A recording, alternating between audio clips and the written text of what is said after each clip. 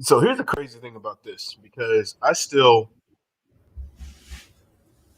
put the intro on there unintentionally, intentionally, because I didn't know how we're going to do this. Because granted, yes, this is a hot tag, but at the same time, I know for a fact, even after watching all this bullshit, that I'm gonna have to see the follow up. So I have to continue to watch it to see if my views and my opinions are justified. Because even right now, I'm still kind of like, what the fuck? Mainly because I just I feel like I know what I'm watching, and I feel like I know what I don't like. But at the same time, I need to make sure that it's not coming from a bias as to why I don't like the things that I don't like. And that's the main issue that I'm having right now. Well, I can 100% tell you from where we watched yesterday. Hold on one second. For sure. Okay. Not yesterday. My bad. Tuesday. I can 100% tell you Tuesday what we watched was straight cheeks. Now, CHEEKS. That is my word for NXT at the moment. Cheeks. And I don't mean in a good way. Because I don't want to call it trash. I don't want to call it trash. But okay. It's cheeks. And that was definitely diet WWE. Oof. Well, before we get into that, because I know since we're on this whole not sure where we're gonna be with NXT, do we have any scoop? I mean, the biggest one, if you watched Monday Night Raw, you saw the one Big E cash in the Money in the Bank to become new WWE World Heavyweight Champion. So of course, that happened. Well, that in itself is a big congrats to Big E for sure. Yes. But of course, this whole thing for me, very bittersweet. Only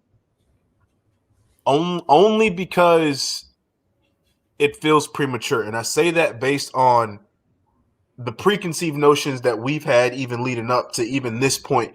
Is that even when he won, we even stated a lot of things tend to make sense in regards to Lashley versus, or rather, the Hurt Business versus New Day, where Lashley was taking out New Day members, and there seemed to be a solid, already built up story for this to occur in this manner.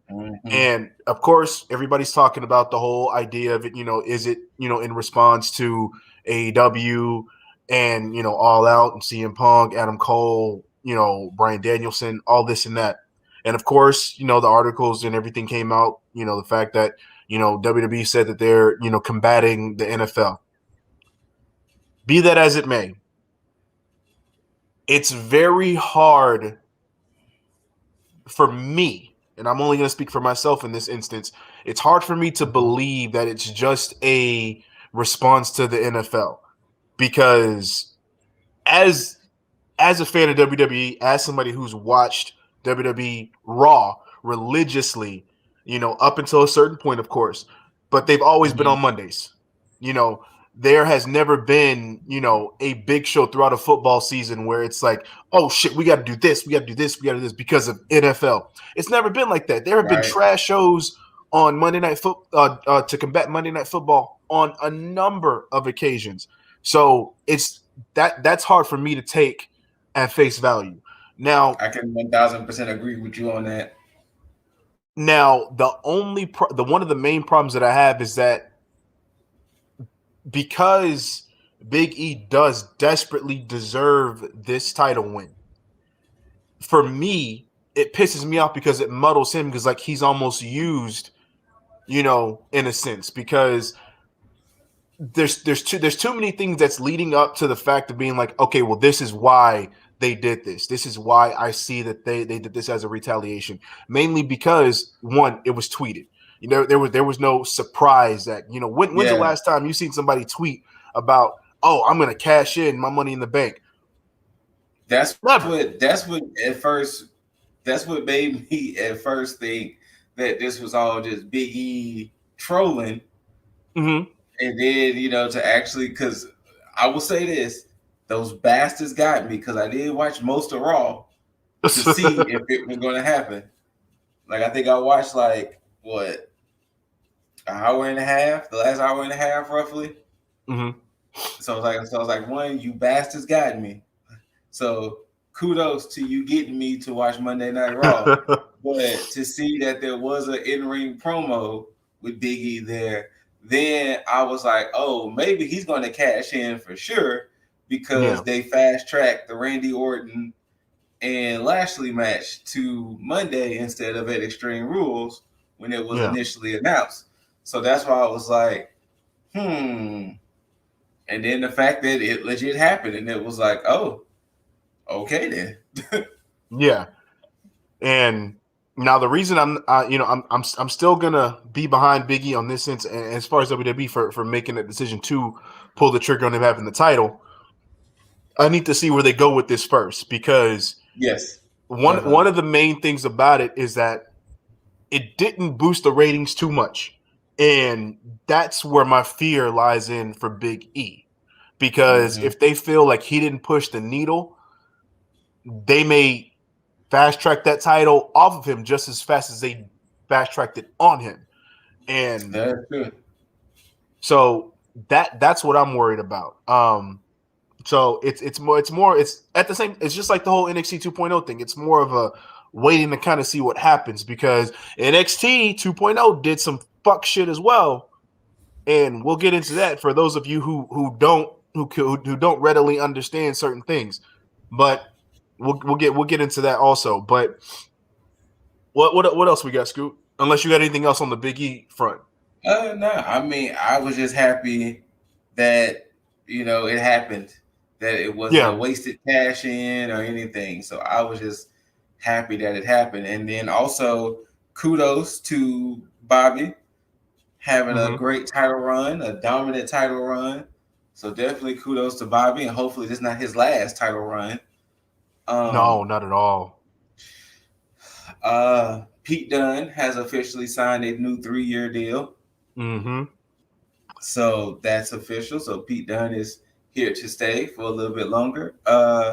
Apparently Johnny Gargano's contract is up in December, I think. Oh, really? Yeah, I thought it was January at first, but I guess December also makes sense too.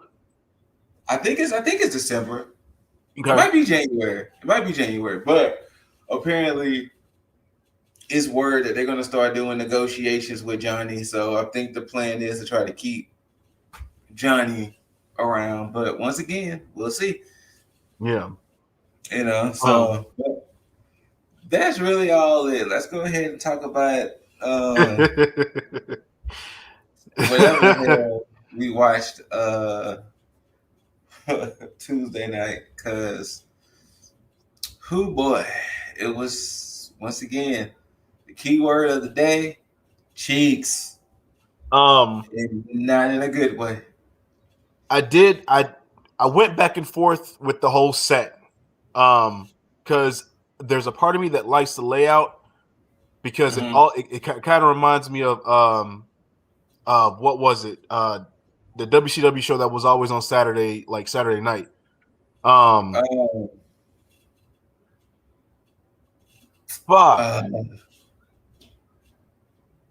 do I want to say Superstars, but it wasn't Superstars? No, that was WWF's Saturday. I think either Saturday or Sunday show in the morning. Oh wait, was it Worldwide? Hold up.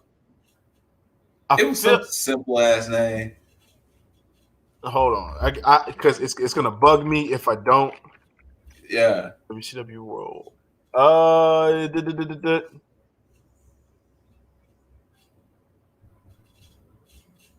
Okay, so there was a WCW Saturday night, but there also so maybe I'm talking about that, but I don't know when. But there was a worldwide though. Yeah. There definitely was a worldwide.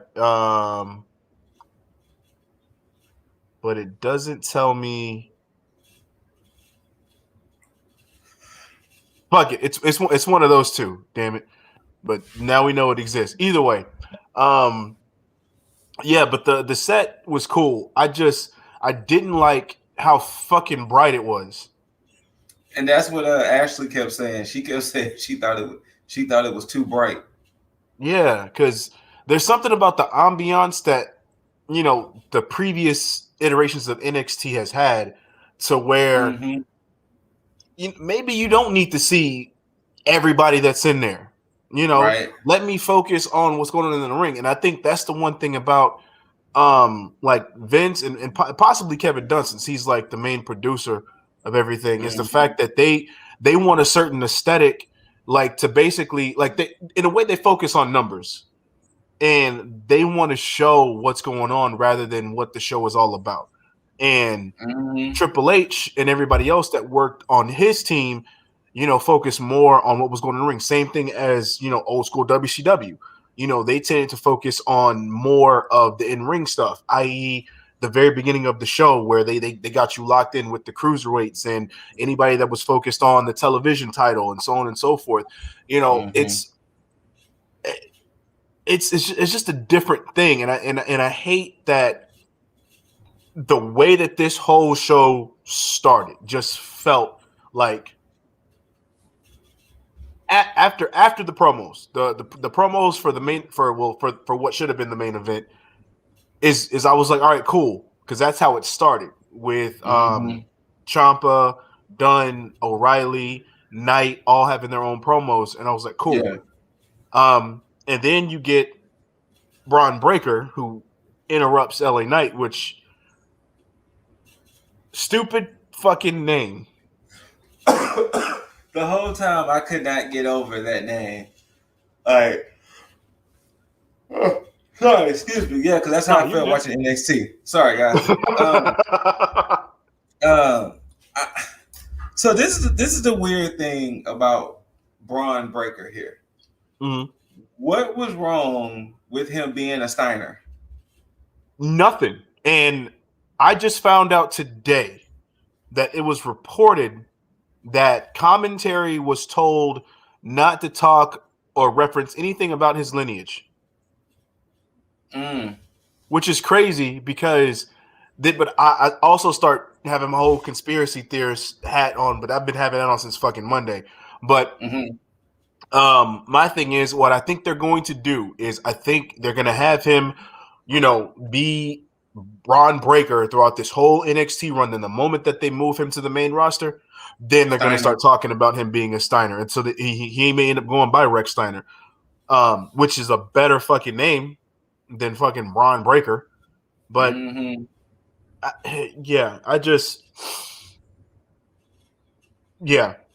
why and why they put him in a match with LA Knight in the very beginning?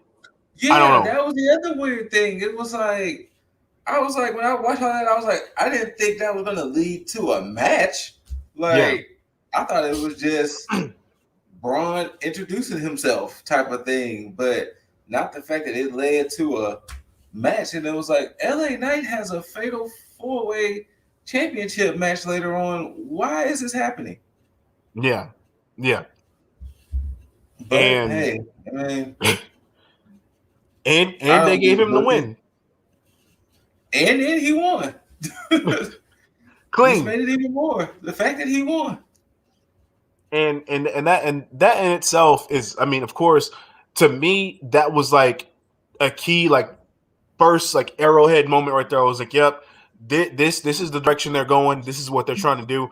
They're gonna make sure that they sweep everything under the rug until everything is pretty much done, and they got all the big guys that Vince wants front and center, because clearly after the way that this show ended, it's clear that Braun Breaker is going to be Vince's number one guy that he wants to lead the charge. And absolutely. now, then we get Imperium versus was it Josh Briggs? Josh Josh Briggs Briggs and hold on, I can tell you what his name is. I What? know it's the son of Bull Buchanan, which again they didn't say anything about that, but you Oh, know see, I what didn't know that. I didn't know that was the son of Bull. Mm-hmm. And see that, and I didn't even bother putting shit on the fucking thing because I You don't I have didn't even to. think it was gonna go um match for match, but it just ended up happening like that. So what the fuck ever. But His name is hold on. Brooks Jensen, Yes. Thank you. yeah. And I was worried for Imperium because I didn't know if they were gonna pull something and have Josh Briggs and Brooks Jensen win this fucking match over Imperium. Because I'm like, Right? yo, you just got this makeshift tag team that won again. Josh Briggs can't fucking talk, and No. that's a Cool. going trend with a lot of people that they're trying to push on this fucking show. That had issues with fucking promos, but yeah, Brooks Jensen still very green. Josh Briggs has Mm-hmm. been, having a few matches here and there, so he doesn't look entirely bad. But against Imperium, everything's going to show, and Mm-hmm. Because they're it did. such professionals. Mm-hmm.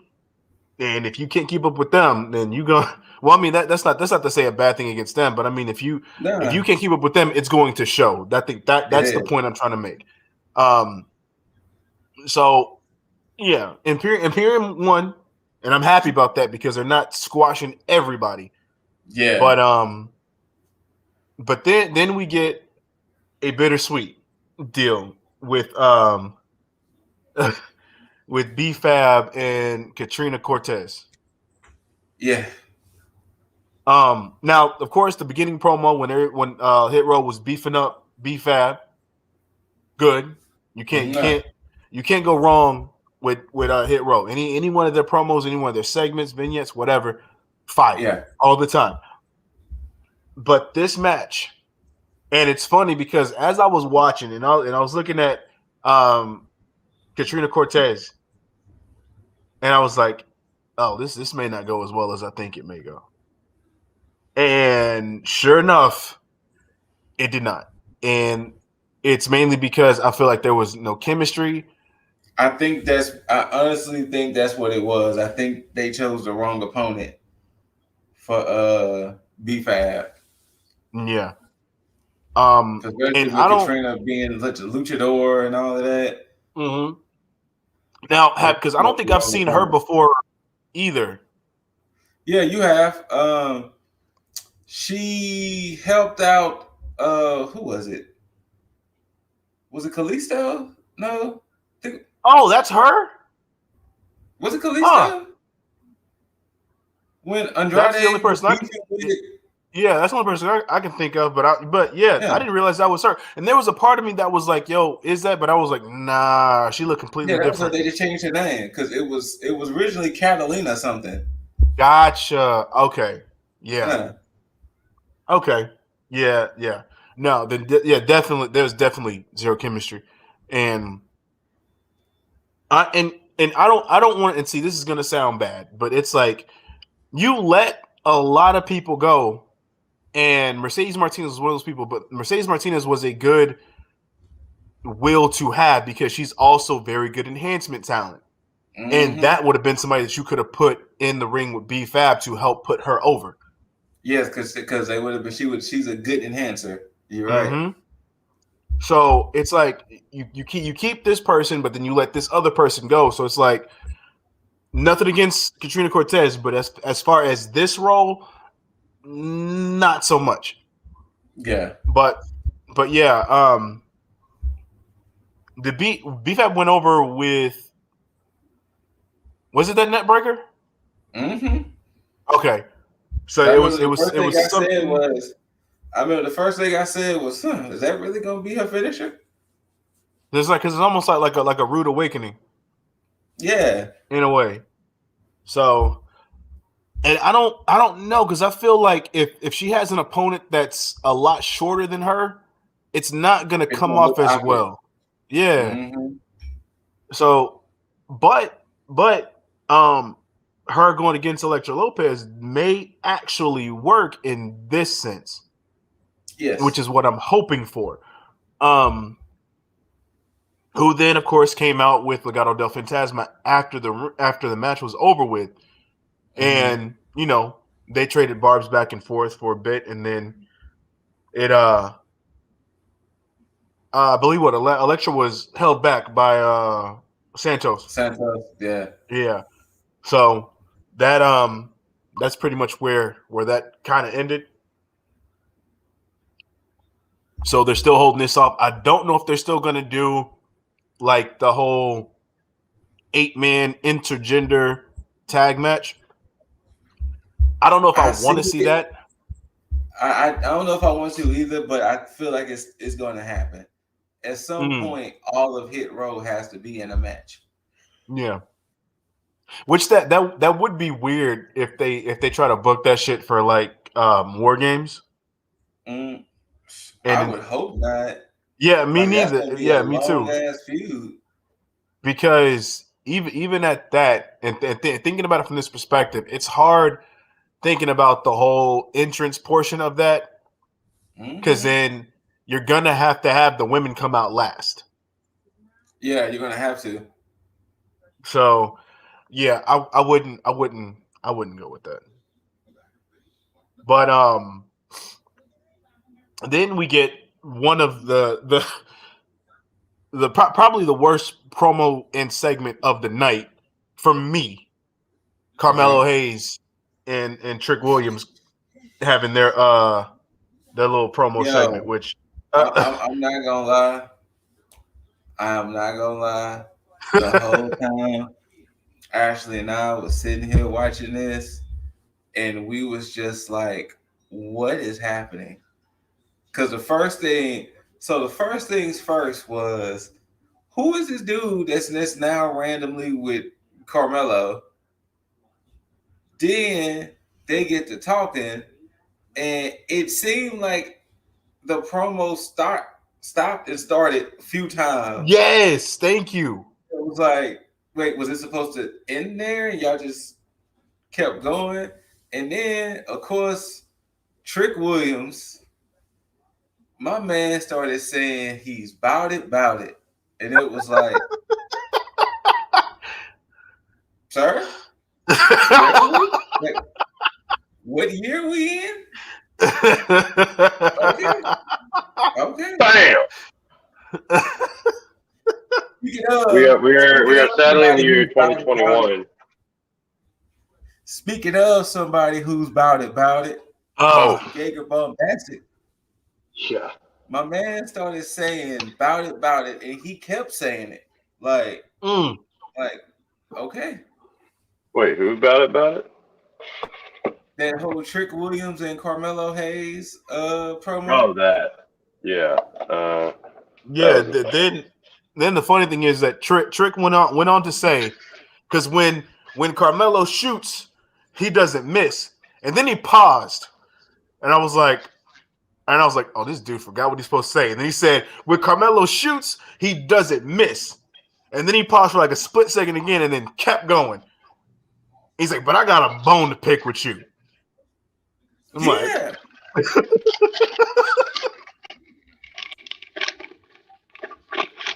man. Those under 30s are looking great, right, guys? see, look, and you know what? And I'm glad you said that, Jaeger, because this, and not even for from the age perspective, but it's the fact that yeah, we all know that NXT was supposed to be developmental. It was all spoken and was all perceived that way by everybody. But Mm-hmm. the problem is Mm-hmm. now that with this NXT 2.0, you can see that it's truly a developmental thing. Yes, you can. And that's the Yes, you problem. can. And it's crazy because I mean, I don't want to say this by design because they're putting money behind the situation. I mean, if they didn't believe in the whole idea of it, if it wasn't Vince trying to mold everybody that comes in into his way, then I would have, they would have made it look like OVW or something. Mm-hmm. Wasn't NXT 1.0 just the exact same thing, but for independent wrestlers that already had a name? Well, after it was the TV show, little competition thing. Yeah. Trips pretty much made it in his image, and he saw potential in it. So it's like, okay, you know what?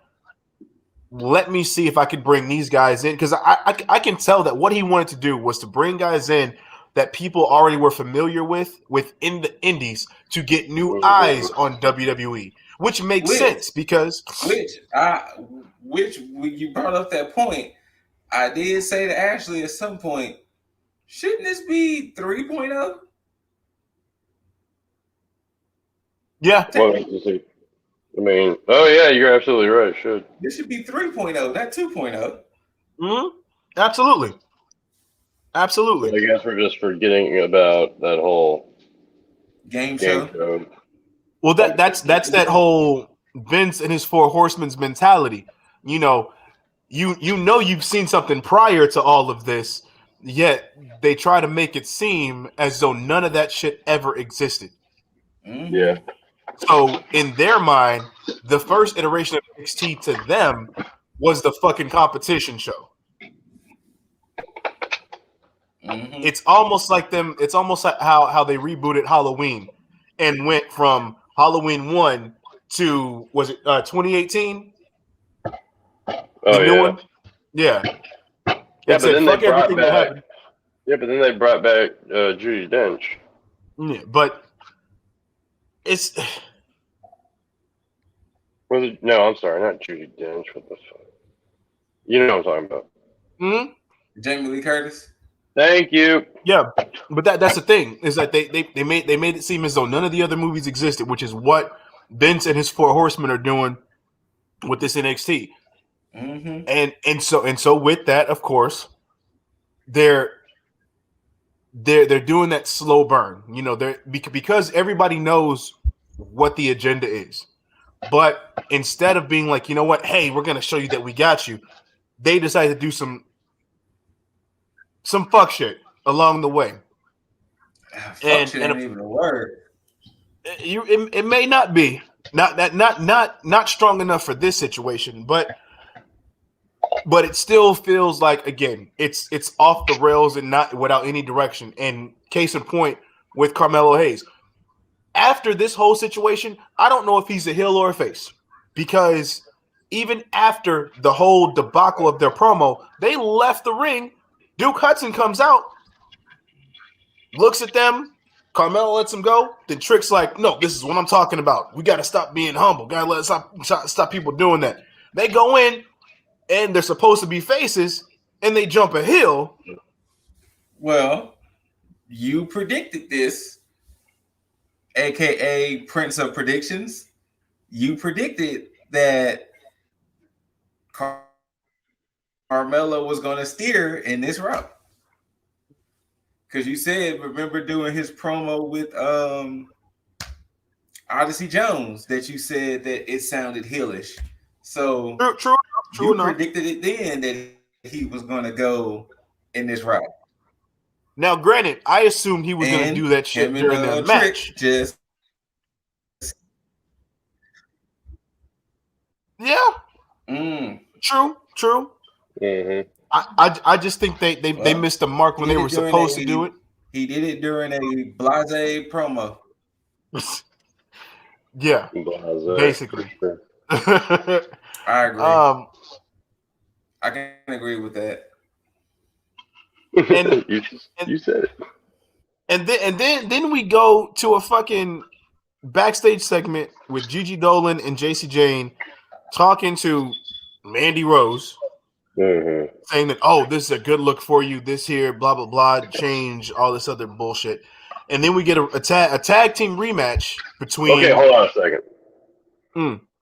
This is where I am. Like, if no other thing throughout NXT, felt like a Vince McMahon production, it was this match. Because we got NXT Night Raw in a match, essentially. Well, yeah, because there were definitely a lot of tells. I mean, one, we get a rematch that we had recently seen within the past 2 weeks. Mm-hmm. So that was one time because, I mean, granted, if Trips does a rematch on NXT, there's a reason for it. There was no rhyme or reason as to why these two were still facing each other again, because there was a clear and decisive winner within the previous match. So there wasn't a reason to have a rematch in this instance. So that's one. Then two, you get Mandy Rose coming out, and they're making it seem like she's had this whole complete work done, and she just changed her fucking hair color. Which, right. I mean, I'll say looks good, but at the same time, like, the fuck? Yeah, and then you get Saray comes out, and she comes to help, and then you get the cliche, all right, here we go. We're going to have them talk back and forth and then go to a commercial break to have a 6-woman tag match. Yeah, you see, and that was the most Monday Night Raw thing that I felt about it. Exactly. And it goes to show, yeah, Kevin Dunn was definitely behind the scenes on this one. Yeah. So it all definitely made complete sense. So then, yeah. And then, of course, we get Carter, Catanzaro, and well, they won by DQ. They won by DQ because I forgot what happened. No. Carter and Catanzaro. No, wait, didn't Rose Carter pin? And yeah. In the 6-woman match, Rose got the pin on a distracted Hayden Carter because of because they got win by the DQ when Rose jumped in. Yeah, you're right. You're right. See, shows how much I just didn't give a shit. But no. I watched the Hulu version of this, which was even like more what the fucky. Like, because I didn't even get the Carmelo Hayes match, amongst others. It wasn't a match. It was just a promo. No, excuse me. The Carmelo Hayes promo. I don't even think I saw what happened to Kyle O'Reilly. It was actually during this match. They did, which is why it was you could have easily missed it. So he got jumped by Ridge Holland and Pete Dunne in the locker room, and got saved by who we now know as Von Wagner, stupid fucking name. Sounds it was like, all right, who the fuck is this that's saving? Whatever. Cool. They're just trying to put new people in it, for whatever reason. Can you even call that a save? Like, no, because I'm pretty sure they got the job done. Hell, I can barely call it a beatdown. Right. So, because I'm looking at it like that took O'Reilly out. Yeah, and that's why I'm like, yo, why is this something that took O'Reilly out of the fucking match? Because I'm pretty sure there have been instances where people have gotten beat down far worse and then still made it to a match where they limped, hobbled, crawled, whatever to the match and still either competed and lost or competed and possibly fucking won. Mick Foley got thrown off of a sail. And left on a stretcher and then came back to get thrown through the cell. It still continued the match. So, okay, wait. I don't know if y'all mentioned it, but how did y'all feel about Mandy Rose's new look? What new look? She's brunette now, so yeah, I know. I know. New look. I mean, Mandy Rose is still Mandy Rose, though. But at the same time, yeah. I was halfway expecting her to be bald, or like have some kind of a shorter haircut. I said the same thing. I thought so too. I said the same thing. I thought I she would was have gonna be bald. The way they was making it I would seem. have preferred it. I would have preferred it that way too, because in the me, I would have been like, okay, this is different. This is different. Let's see where this Right. goes. Go full Brittany. You do you. But you know, I hey. mean, can we still make Brittany jokes now? Is she all free and shit? Oh, Jaeger, since you wasn't here at the beginning, my word for NXT at the moment is cheeks. Cheeks? The NXT was straight cheeks. And Cheeks I don't mean it 2.0. in a good way. No, definitely not. I don't I want to would've said call it cheesy. trash. I'm gonna just cheeks. Huh? I would have said cheesy. At some points, No, yes. cheesy is too good for this.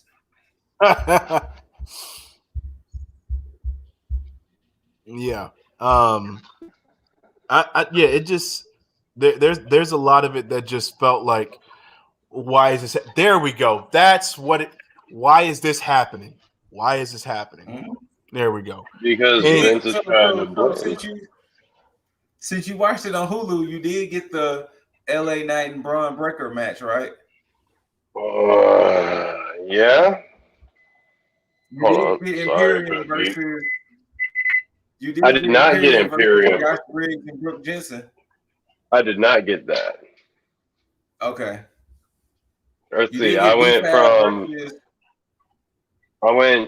from I think it was the whole 4 people doing their little promo for the Fatal 4-Way. Then it was LA Knight and his match. Then it was the tag match for Gigi Dolan and Mandy Rose and Casey Catanzaro and Caden Carter. And then it went to the Johnny Gargano thing. Oh, so you didn't even get B-Fab versus Katrina Lopez. I mean, Katrina, what was her name? No, Hulu was nice enough to not give me B-Fab's debut match. No. Wow. Okay.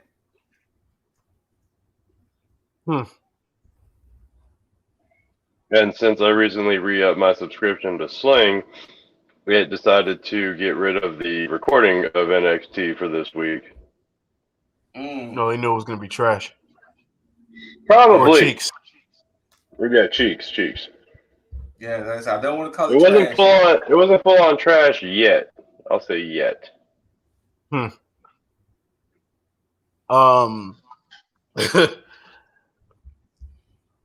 Now, of course, we continue to get. But it was typical WWE where it started off as a tag match, and it ended as a six woman tag, and it was like, all right, fam. That's straight up. That was WWE written all over that. Yes. Oh yeah, that's exactly what we said. Is that it's straight WWE, and you can tell where Vince had his finger on it. Mm-hmm. Yeah, and of course we go from there, and we get Rich Holland versus Drake Mavic, which of course, guess who wins? Rich Holland, because again he has the Vince type look, so of course he's going to be somebody that Vince caters to. Which I'm pretty sure before that match, Regal told Von Wagner that he would be replacing Kyle O'Reilly. Which was the stupidest fucking thing, because it's like, okay, yeah, Kyle O'Reilly won't be eligible to compete. Okay, fine and dandy. You want to be part of that? Cool. Why not Johnny Gorgano? You know, he was somebody who was groomsman in a wedding later on. No, don't give a shit. Hell, Damian Priest was there. You know, could have had him come in there. What I thought was going to happen, I thought whatchamacallit was going to cash in his contract. I thought Carmelo Hayes was going to. Oh, Carmelo Hayes, yeah. I'm like Big E because he had just won, obviously. Stupid. I thought Carmelo Hayes was going to be like, "Hey, put me in the title match." Loki, that would have made more sense because of the whole. Because see, I would have forgiven that whole promo debacle when they're with the whole about it and jumping on Duke Hudson. If they would have said, you know what, okay, I'm done being humble. I'm cashing in my ticket right here. I want to be put in this match. fine. But to put a no-name on his debut match just because he was a good Samaritan and helped somebody backstage, oh, I'm going to reward you by taking the spot of somebody that you helped. None of that makes any fucking sense. And it's a slap in the face to all the other talent on that fucking roster who sat there and put hard work in. You're telling me if there's nobody else on that fucking roster who can sit there and say, you know what? Okay, you deserve this spot. You've been here. You deserve this spot. You've been here. You deserve. Hell, you know what? I damn near thought Von Wagner, which it's hard for me to say, man, because it keeps sounding like a porn star name. But I damn near thought Von Wagner was going to win because of his random ass insertion. Yeah, I almost did too. I almost did too. But yeah. But that he gets inserted to that fucking match. No merit, no fucking reason, nothing. He just there you go. That's that in itself, again, is some main roster bullshit right there. But we go from there to, you know, some other shit I don't give a shit about. The coal mine, the Creed brothers. Congratulations. Congratulations on Ivy now joining the Diamond Mine, but we can keep going. Cool. Because no. These guys still look generic as fuck. It's been a week. Give them some Diamond Mine logos. Put it like right on their chest or their singlets. Something. Oh, well, we are going to get Kushida and Strong next week. Yes, we are. Hulu was nice enough to give me this, so I saw that. But before we move on, Bivens forever. All right, go ahead. Also, I know Scoot wasn't happy because they cut Raquel's match against Frankie Monet. Apparently, there was reasons behind it, and I'm glad. It's fine. You know what? I hope if it's injury related, I hope everyone's okay. Apparently they were saying that it was something weird in the air, that it just didn't feel right, so they went ahead and cut it. You're right. There is something weird in the air. The fact that we still have yet to hear about Samoa Joe's injury that he supposedly has. Commentary post did like a 2-second thing on it. They said he withdrew, or he resigned as champion or something of that effect. They didn't even say that he was injured. Yeah, it's very apparent. See, here's the thing. Joe was champ for what, 3 weeks? 3 weeks. Joe was champ. Didn't have a match. At NXT here and there, no issues, nothing leading up to it. There was nothing on the dirt sheets that even stated that Joe had an injury. Nothing. And we know how many fucking leagues WWE has. So if nothing got out, that means shit ain't true. Then, because let's take into account Tommaso Ciampa, Aleister Black, who else? Fucking Karrion Kross. All of these people, when they had injuries and they had to vacate their titles, we knew about the injuries. Oh yeah. Joe, for 3 weeks, nothing about an injury. Then on a fucking I don't know if it was Instagram or if it was a Twitter vid. Probably Instagram. Okay. Comes up and says after relinquish the title. Conveniently, 2 days before NXT. Before the new NXT aired. It was way too convenient. Yeah. And yet still nothing. No vignette on Joe on NXT. Nothing about him being champion previously. Nothing about him having to truly vacate. Because I mean, Joe he wasn't even on the fucking show. How much went in bed? We don't see Joe on NXT again. And the thing is, anytime for the most part, a champion had to relinquish a title, they've gone on the show and given the title to Regal. So, and Joe's perfectly fine to walk. He was able to make a video. He's not showing any injuries. So what prevented him from actually going to the show and presenting that title to Regal? Nothing. Not one thing. So again, until something comes out that's tangible, I'm not believing it. My conspiracy theorist hat is going to stay the fuck on. Same fucking here. So No, I said now, it before. I mean, not to say that I said it before you, man, but when Scoot shared that info to us, I was immediately like, no, that's some yeah, bullshit. no, absolutely. And then of course to continue with the bullshit, especially pulling the okie doke, or at least trying to, this match in itself, especially with the outcome, is one of the reasons why. Oh, our main event? Well, yeah, the in-ring Our main main event, wrestling rather. event? Yeah. Yeah. Wait, we're cutting over the little nice wedding things, man. Like, I mean, we're not cutting it down. I mean, it's still what it was. It's cool and all, but you know, we saw somebody return. We saw somebody from the main roster come back. yeah. And I mean, and we'll because we're going to talk about that as a whole. Oh, okay. All right. But yeah, just to fast track this whole match, Tommaso Ciampa surprisingly won the title. I was surprised.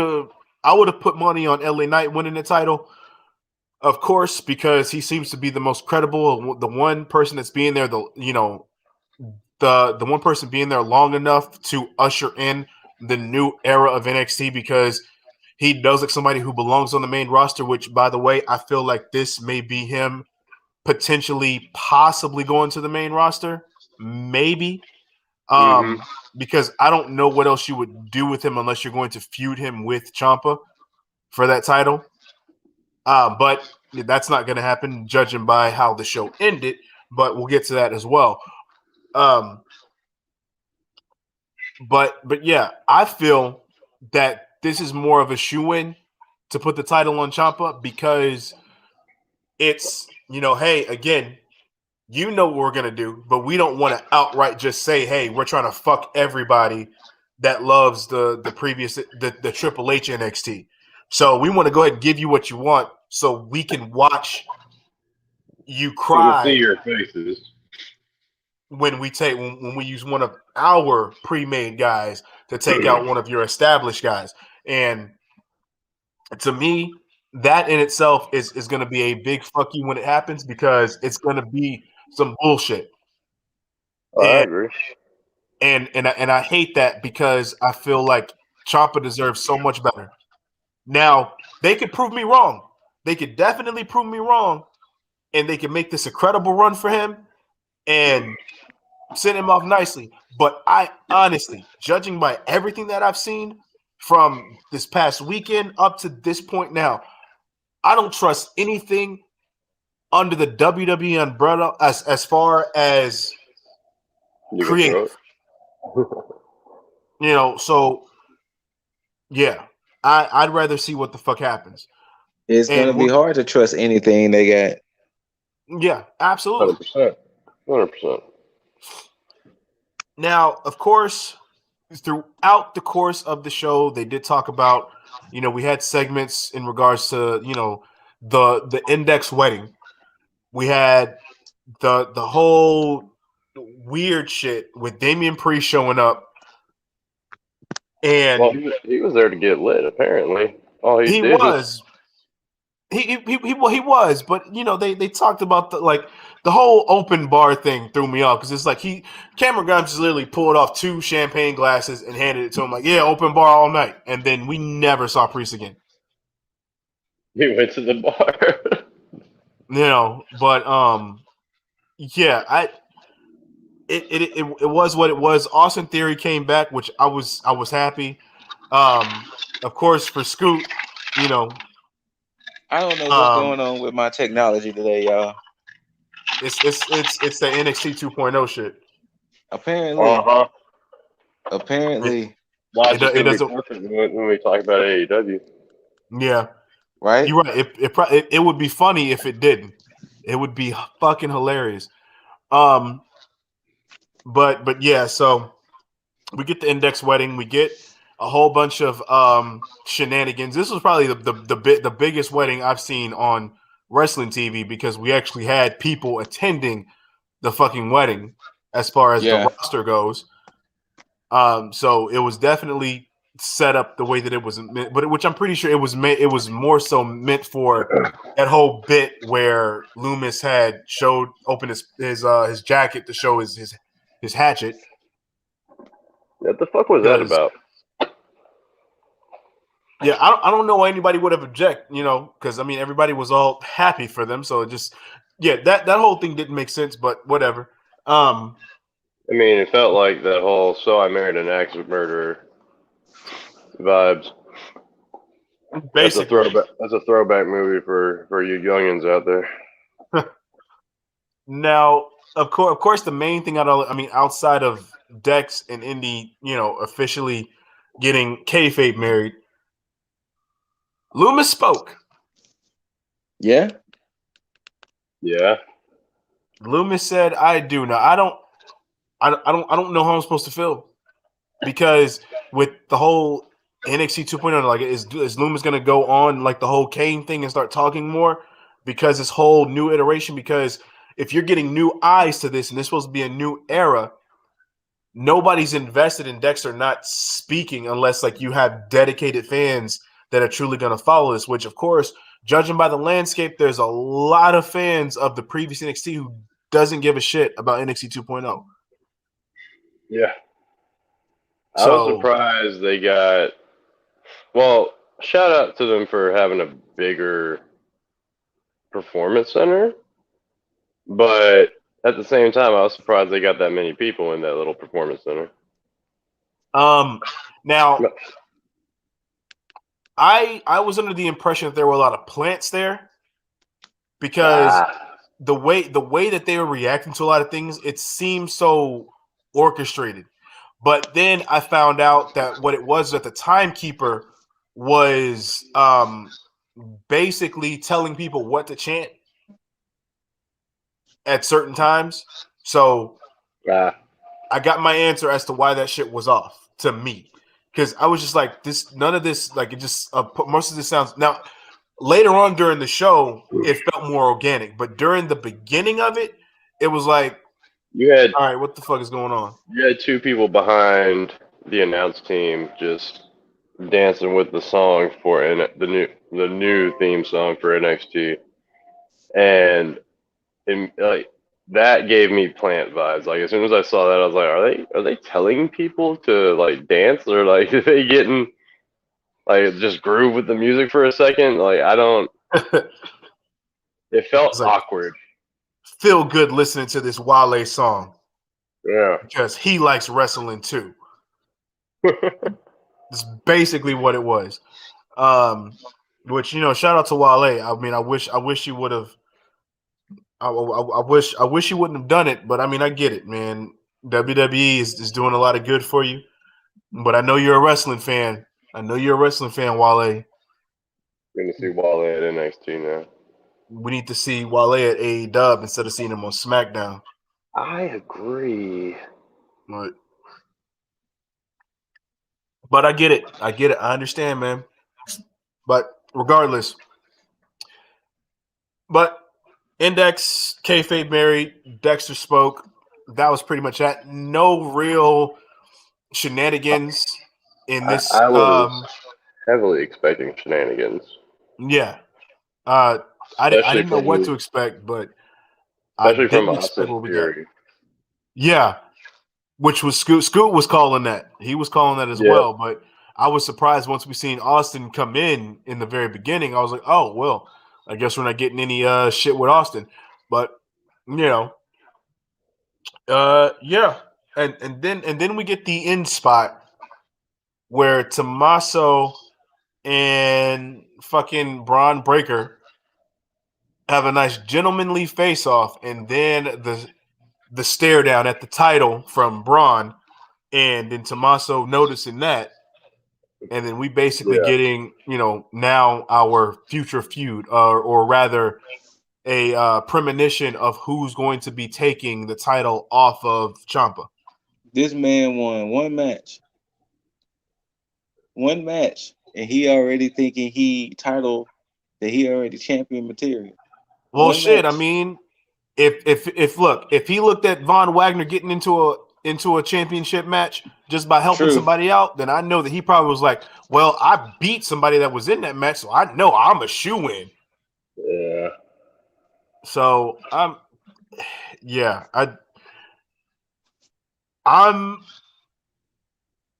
gonna give this one more watch as far as next week to see how I feel, because going back over this, I'm like, yeah, this shit was fucking trash. But I have to take my bias out, watch it one more time to solidify the fact that, okay, yeah, this definitely was what I thought I saw. I need to watch a full NXT because I at least need to get the full trash if I'm going to call it trash. Yeah, because I think we're gonna end up losing the women's division that we know so well, because it's starting to feel like that. 6 women tag matches. That's all we're going to get. So yeah, but I know I probably don't need to ask this, but do we have any final thoughts on this? Whatever the fuck this is going to be for NXT? Scoot? Cheeks. Peaks. I'm going to second that. You know what? I'll third that. Well, yeah, cheeks. Full on cheeks. Until, because I'm gonna give it the rest of this month, which is what, 2 more episodes, and we'll see come October. I'm giving it one more. Depending on how that go, I may give it another one, but I'm very much doubting it. Very much doubting how my investment is going to be if it continues on in this route. But we'll see. Vince, do right by NXT. But I know that's probably talking to a fucking wall. Whatever. Cheeks. You're going to make Cheeks. developmental. Absolutely developmental. Oh, they definitely did that. And felt developmental. Yeah. Give me back my NXT. Because then the people who were established stars felt just so head and shoulders above everybody else. Like, honestly, Gargano, Ciampa, LA Knight, Pete Dunne, Kyle O'Reilly, they don't make sense to even be there anymore. Yeah, no. Which is sad. Because they're about to make this a big man's game. Oh, sorry. I know we're at the end here, but what did we think about this Chicago mobster dude? God, I totally forgot about that. Tony D'Angelo? Yeah.